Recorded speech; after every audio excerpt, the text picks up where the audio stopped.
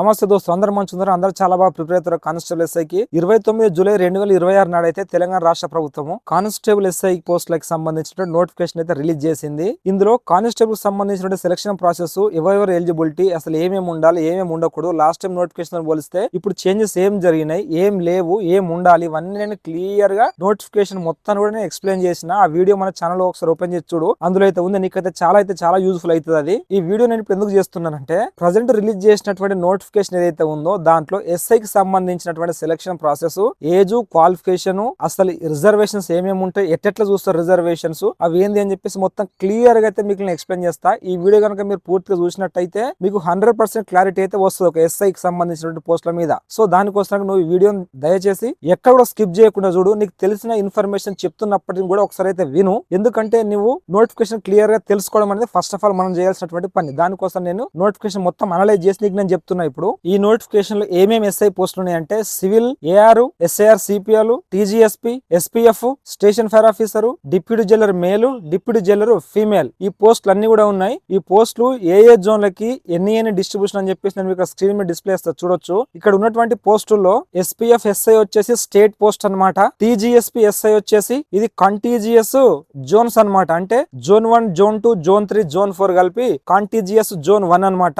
Zone 5, 6, 7 వచ్చేసి contiguous zone 2 అన్నమాట. ఈ రెండింటి ఆధారంగానైతే పోస్టుల యొక్క డిస్ట్రిబ్యూషన్ అనేది ఉంటుంది. మిగతా పోస్టులు అన్ని కూడా జోనల్ వైజ్ పోస్టులు అన్నమాట. ముఖ్యంగా మనం చూసుకున్నట్టయితే ఈ ఎస్ఐ కి ఎలిజిబిలిటీ క్వాలిఫికేషన్ వచ్చేసి ఎనీ డిగ్రీ అన్నమాట. 29/7/2026 నాటికైతే పూర్తి అయిపోయి ఉండాలి నీ యొక్క డిగ్రీ. డిస్టెన్స్ లో చేసిన వాళ్ళు, ఓపెన్ డిగ్రీలో చేసిన వాళ్ళు కూడా ఎలిజిబులే దీనికి. కాకపోతే డిస్టెన్స్ ఓపెన్ చేసిన వాళ్ళు ఆయా సంస్థల యొక్క అధికారిక గుర్తింపు అనేది తప్పనిసరి. ఇట్లా గుర్తింపు లేనటువంటి డిగ్రీ అనేది చెల్లదు. సో డిగ్రీ అయితే పాస్ అయిపోయి ఉండాలి, మినిమం పాస్ అన్నమాట.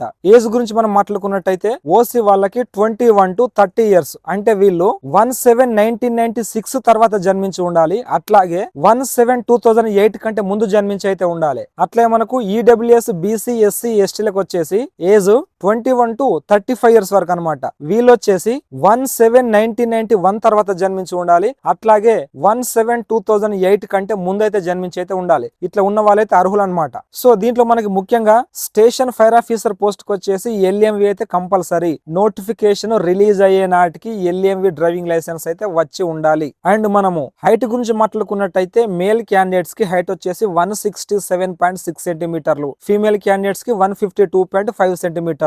ఎస్టీ అబోరిజినల్ ట్రైబ్స్ కు సంబంధించినటువంటి మేల్ క్యాండిడేట్స్ యొక్క హైట్ వచ్చేసి 160 సెంటీమీటర్లు. అదే ఉమెన్స్, ఎస్టీ అబోరిజినల్ ట్రైబ్స్ కు సంబంధించినటువంటి ఉమెన్స్ అయితేనేమో వాళ్ళ యొక్క హైట్ వచ్చేసి 150 సెంటీమీటర్ల హైట్ ఉంటే అనేది సరిపోతుంది. ఫస్ట్ ఆఫ్ ఆల్ ఈ నోటిఫికేషన్ రిలీజ్ అయింది కదా, అప్లికేషన్ డేట్స్ అనేటి అయితే ఇంకా అప్లికేషన్ స్టార్ట్ కాలేదు. అప్లికేషన్స్ ఎప్పటి నుంచి అని చెప్పేసి ప్రెస్ నోట్ అఫీషియల్ గా అయితే రిలీజ్ చేస్తూ ఉంటది. దాన్ని బట్టి మనం అయితే అప్లై చేసుకోవాల్సి ఉంటది. అప్పుడు కూడా నేను ఎట్లా అప్లై చేయాలి ఏంది అని చెప్పేసి మీకు అన్ని క్లియర్ గా ఎక్స్ప్లెయిన్ చేస్తా. ప్రజెంట్ అయితే మనం దీనికి కావాల్సినటువంటి డాక్యుమెంట్ల గురించి అయితే డిస్కస్ చేసుకుందాం. ఇప్పుడు ఎస్ఎస్సి మేమో, డిగ్రీ మేమో, ఎస్సీలు అయితే ఎస్సీల యొక్క క్యాస్ట్ సర్టిఫికేట్, ఈడబ్ల్యూఎస్ వాళ్ళది ఈడబ్ల్యూఎస్ సర్టిఫికేట్, అది కూడా 1/4/2026 తర్వాత తీసిన సర్టిఫికేట్, బీసీలు అయితే క్యాస్ట్ సర్టిఫికేట్, అండ్ ఆల్సో బీసీలకి నాన్ క్రిమిలియర్ సర్టిఫికేట్ అనమాట. అంటే నా యొక్క ఆదాయం, అంటే మా యొక్క సంవత్సరిక ఆదాయం అనేది 8 లక్షలు దాటట్లేదు, నేను సంపన్నుడిని కాదు అని చెప్పేసి ప్రూఫ్ చేసుకోనికి అయితే నాన్ క్రిమిలియర్ సర్టిఫికేట్ అయితే ఉండాల్సి అయితే ఉంటుంది. ఈ బీసీ క్యాండిడేట్స్ కి నాన్ క్రిమిలియర్ సర్టిఫికేట్ కనుక లేకపోతే వాళ్ళని ఓసీ కిందనే కన్సిడర్ అయితే చేస్తారు. ఎస్టీ వాళ్ళైతే ఎస్టీ సర్టిఫికేట్,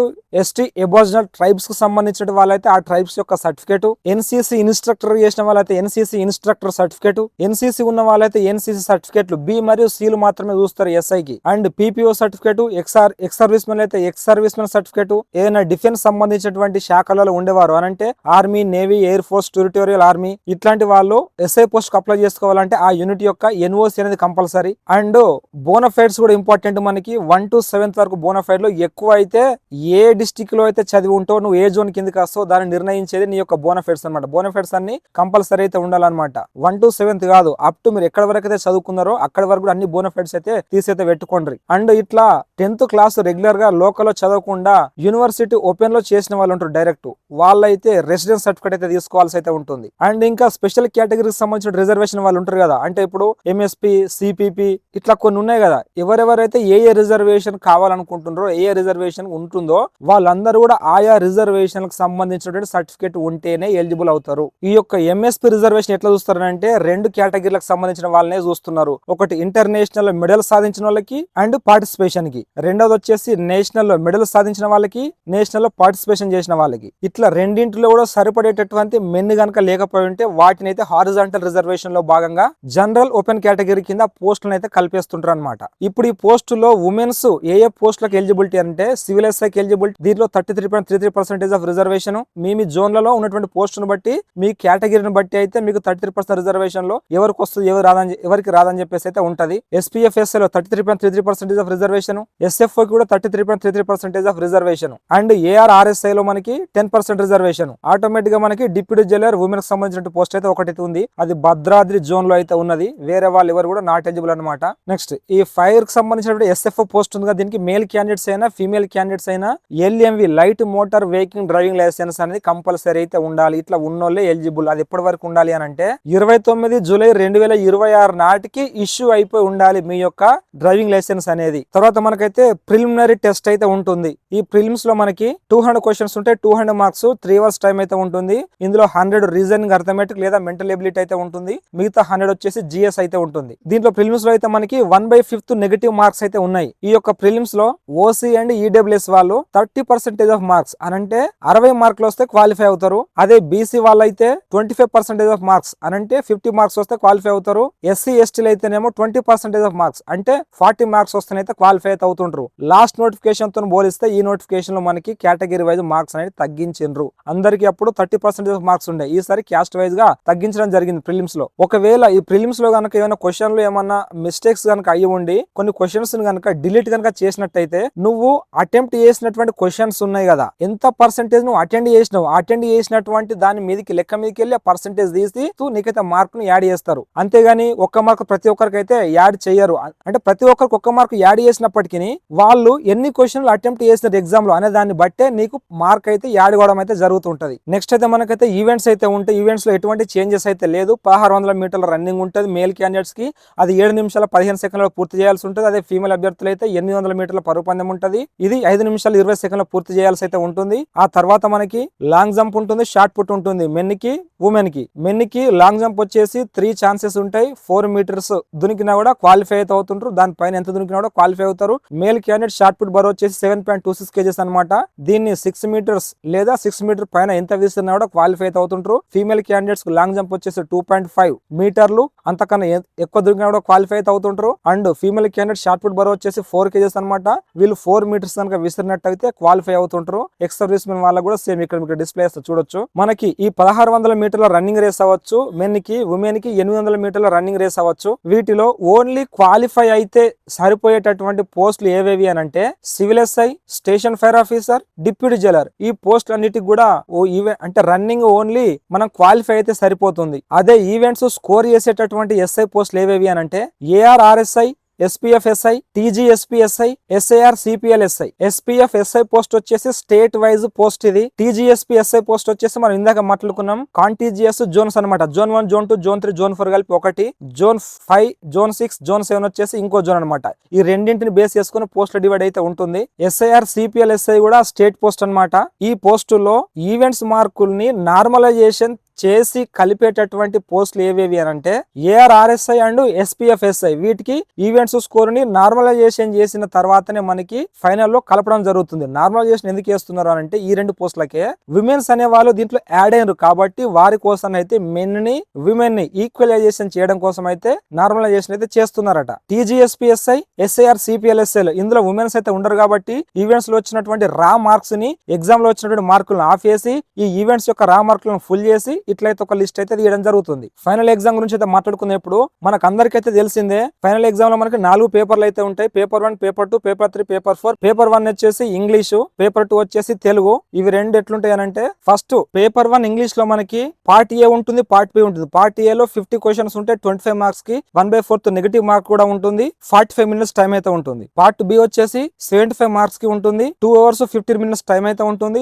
డిస్క్రిప్టివ్ టైప్ లో ఉంటుంది. దీనికి నెగటివ్ మార్క్స్ అనేవి ఉండవు. ఓన్లీ పార్ట్ A కి నెగటివ్ 20 మార్క్స్ అయితే ఉంటుంది మల్టిపుల్ చాయిస్ క్వశ్చన్స్ కి. ఇట్లా 100 మార్క్స్ అనమాట. ఈ 100 మార్క్స్ లో ఓసీలు అయితే 40% ఆఫ్ మార్కులు, బీసీలు అయితే 35% ఆఫ్ మార్కులు, ఎస్సీ ఎస్టీ వాళ్ళు అయితేనేమో 30% ఆఫ్ మార్కులు, అట్లాగే ఈడబ్ల్యూఎస్ వాళ్ళు కూడా 40% ఆఫ్ మార్కులు వస్తేనే క్వాలిఫై అయినట్టు లెక్క అనమాట. ఇవి క్వాలిఫై అవ్వకపోతే పేపర్ 3 పేపర్ 4 కి వాల్యూ లేదనమాట, నువ్వు రిజెక్ట్ అనమాట. నీకు ఎన్ని మార్కులు వచ్చినా కూడా నువ్వు రిజెక్ట్ అనమాట. అట్లాగే పేపర్ 2 తెలుగు ఉంటుంది, తెలుగులో గ్రామర్ పార్ట్ అయితే ఉంటుంది. పార్ట్ ఏలో గ్రామర్ పార్ట్ ఉంటుంది, 50 క్వశ్చన్స్ 25 మార్క్స్, 1/4 నెగిటివ్ మార్క్స్ ఉంటుంది, 45 మినిట్స్ టైం అయితే ఉంటుంది. పేపర్ 2 లో పార్ట్ బి వచ్చేసి 75 మార్క్స్ కి 2 hours 15 minutes టైం అయితే ఉంటుంది. ఇది డిస్క్రిప్టివ్ లో ఉంటుంది, మొత్తం 100 మార్క్స్. ఇందులో కూడా సేమ్ ఇందాక చెప్పినటువంటి విధంగా క్వాలిఫై అయితే కావాల్సి అయితే ఉంటుంది. అండ్ పేపర్ 3 పేపర్ 4 పేపర్ 3 వచ్చేసి reasoning and arithmetic mental ability, అంటే ఇది 200 క్వశ్చన్స్ 3 hours టైం ఉంటుంది, 200 మార్క్స్ అనమాట. అండ్ పేపర్ 4 వచ్చేసి జిఎస్ అనమాట. ఈ జనరల్ స్టడీస్ కూడా same 200 questions 200 marks 3 hours time అయితే ఉంటుంది. ఈ పేపర్ 3 అండ్ పేపర్ 4 లో వచ్చినటువంటి మార్కులను బేస్ చేసుకుని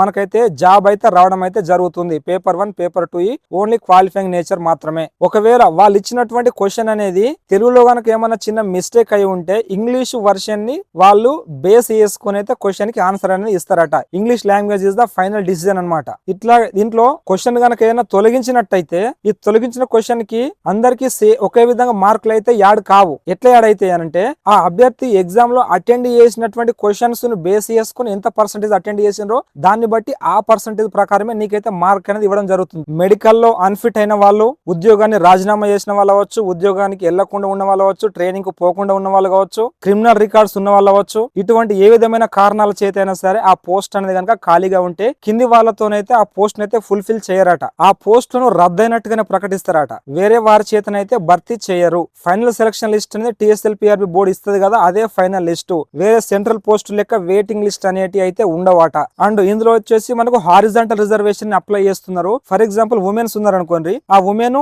ఆ కేటగిరీలో కనుక లేకపోయి ఉన్నారు అనుకోండి, లేకపోతే ఆ పోస్ట్ ఏం చేస్తారు అని అంటే జనరల్ లేదా ఓపెన్ కేటగిరీలో కలిపేస్తారు అనమాట. ఇట్లా ఇప్పుడు మనం కొన్ని ఇప్పుడు MSP వచ్చు, CPP వచ్చు, ఇట్లాంటి పోస్టులు ఉంటాయి కదా, ఈ రిజర్వేషన్ కనుక లేకపోతే వాటిని ఏం చేస్తారంటే ఓపెన్ కేటగిరీ కింద కలిపేస్తారు అనమాట. ఇప్పుడు స్పోర్ట్స్ ఉంది MSP, అందులో సరిపడేటటువంటి మెను లేకపోతే దాన్ని ఓపెన్ కేటగిరీ లేదా జనరల్ కింద పోస్టులను కలిపేస్తుంటారు అనమాట. మనకైతే ఈ పోస్ట్ లో కొన్ని అయితే రిజర్వేషన్స్ ఉంటాయి కదా, PE, PM, CPP, MSP, CDI ఇట్లా కొన్ని రిజర్వేషన్స్ ఉంటాయి కదా, అది ఏ పోస్ట్ కు ఏమేమని చెప్పేసి మీకు ఇక్కడ డిస్ప్లే చేస్తారు చూడొచ్చు. అండ్ ఆల్సో ఇక్కడ నేను చెప్తున్న రిజర్వేషన్స్ చూడండి. ఇప్పుడు PE రిజర్వేషన్ అని చెప్పేసి ఉంటుంది. PE అంటే పోలీస్ ఎగ్జిక్యూటివ్ అనమాట. అంటే ఏంటి అంటే పోలీస్ శాఖలో పనిచేస్తూ 29/7/2026 నాటికి, అంటే నోటిఫికేషన్ వచ్చే నాటికి వాళ్ళ యొక్క ప్రొబేషనరీ పీరియడ్ అనేది కంప్లీట్ అయిపోయి ఉండి, అట్లాగే ఆ తర్వాత 3 years సర్వీస్ చేసిన వాళ్ళు, అంటే probation period for example 2 years అనుకుందాం, ఆ 2 years ప్లస్ ఈ 3 years అంటే 5 years చేసిన వాళ్ళు, 5 years దాటిన వాళ్ళు ఈ PE కోటాకి ఎలిజిబుల్ అనమాట. అంటే కొందరికి ప్రొబేషనరీ పీరియడ్ అనేది ఎక్స్టెండ్ అవుతూ ఉంటది. 2 years లోనే ప్రొబేషన్ కాదు, వాళ్ళు సమ్ ప్రాబ్లమ్స్ సిక్ అవ్వచ్చు, కొందరు EL లో పోవచ్చు, అట్లా పోయిన వాళ్ళకి ప్రొబేషన్ పీరియడ్ అనేది ఎక్స్టెండ్ అవుతుంది. అంటే ప్రొబేషన్ పీరియడ్ కంప్లీట్ చేసుకోవడంతో పాటుగా ఆ తర్వాత 3 years సర్వీసు అయి ఉండాలి. అయిన వాళ్ళు ఈ PE కోటాకి ఎలిజిబుల్ అనమాట. PM అంటే పోలీస్ మినిస్ట్రీరియల్, అంటే పోలీస్ శాఖలో పనిచేస్తున్నటువంటి మినిస్ట్రియల్ స్టాఫ్ అనమాట. వీళ్ళు కూడా ప్రొబేషన్ పీరియడ్ కంప్లీట్ చేసుకుని ఉండాలి. ఆ ప్రొబేషన్ పీరియడ్ తర్వాత 3 years సర్వీస్ అయితే చేసి ఉండాలి. ఇట్లా కంప్లీట్ అయిపోయి ఉన్న వాళ్ళైతే ఈ PM కి అయితే ఎలిజిబుల్ అయితే అవుతారు. CPP అంటే ఏంటిదంటే చిల్డ్రన్స్ ఆఫ్ పోలీస్ పర్సనల్స్, అంటే కానిస్టేబుల్ నుంచి వెళ్ళి CI స్థాయి వరకు ఉన్నటువంటి పిల్లలు, అంటే వారు రిటైర్డ్ అయినా చనిపోయినా సరే వాళ్ళ యొక్క పిల్లలు. ఈ రిజర్వేషన్ కూడా ఒక కుటుంబంలో మొదటి ఇద్దరికి మాత్రమే వర్తిస్తుంది CPP రిజర్వేషన్ అనేది. CDI అని అంటే తీవ్రవాదులు, నేరస్తులు, సామాజిక వ్యతిరేక శక్తుల దాడిలో మరణించిన లేదా మెడికల్లీ అన్ఫిట్ అవుతారు కదా, అయిన వాళ్ళు పదవి విరమణ పొందిన పోలీసు సిబ్బంది యొక్క పిల్లలు అన్నమాట. NCC reservation B certificate, C certificate ఉన్న వాళ్ళు ఎలిజిబుల్ అయితే అవుతుంటారు అనమాట. ఇక్కడ NCC B ఉన్నా C ఉన్నా NCC రిజర్వేషన్ ఉన్నటువంటి పోస్ట్ కు ఎలిజిబుల్ అనమాట. ఒకవేళ B సర్టిఫికేట్, C సర్టిఫికేట్ కనుక ఉంటే ఒక వ్యక్తికి B సర్టిఫికేట్ ఉంది, ఒక వ్యక్తికి C సర్టిఫికేట్ ఉంది, అక్కడ లాస్ట్ ఒక పోస్ట్ ఉంది, అది వాళ్ళిద్దరు కూడా ఎగ్జామ్ లో సేమ్ మార్క్స్ కనుక వచ్చినాయి అనుకో, అప్పుడు ఎక్కువ ఉన్నటువంటి సర్టిఫికేట్ అంటే C సర్టిఫికేట్ అయితే కన్సిడర్ చేస్తూ అతనికైతే జాబ్ అయితే ఇవ్వడం అయితే జరుగుతుంటది. CJP రిజర్వేషన్ అంటే జైలు శాఖలో ఉన్నటువంటి జైలర్ స్థాయి వరకు ఉన్నటువంటి అధికారి యొక్క పిల్లలు అనమాట. అంటే అతను రిటైర్డ్ అయిపోయినా, ఉద్యోగంలో ఉన్నా, చనిపోయినాడు వాళ్ళకైతే వర్తిస్తుంటది. MOSPF అంటే మెంబర్ ఆఫ్ SPF అనమాట.